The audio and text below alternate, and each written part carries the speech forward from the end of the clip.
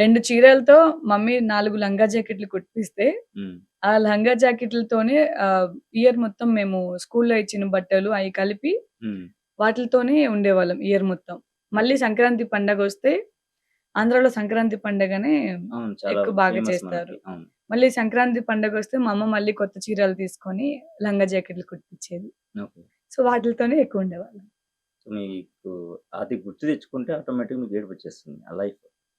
So, ఎన్ని years face చేసారు అది ఆల్‌మోస్ట్? చాలా ఇయర్స్ చిన్నప్పుడు. అంటే లైక్ పేరెంట్స్ కూడా చాలా కష్టపడ్డారు మాకది చేయడానికి. హ్మ్. డే అండ్ నైట్ షిఫ్టులు చేసేవారు జ్యూటీ ఫ్యాక్టరీలో. అంటే నేను మదర్ నాకేం చేశారు? ఫాదర్ నాకేం చేశారు? మీకేమంత బేసిక్‌గా ఇప్పుడు బ్యూటిఫుల్ ఎవరైనా లైఫ్ అదే క్వెషన్ ఇచ్చారని చేస్తారు. మీరు మాకేం చేశారు అని క్వెషన్ చేస్తారు. అని క్వెషన్ చేయొద్దు. మనల్ని పుట్టించారు కదా! మనల్ని పుట్టించి బయట ప్రపంచానికి మనం తెలిచామంటే వాళ్ళ కడుపులో మనం పుట్టబట్టే. యెస్. సో, నేనెవ్వరికైనా పిల్లలకి చెప్తాను. పేరెంట్స్‌ని ఎప్పుడు అవాయిడ్ చేయకండి. వాళ్ళు కొడుకులైనా కావచ్చు, కూతుర్లైనా కావచ్చు.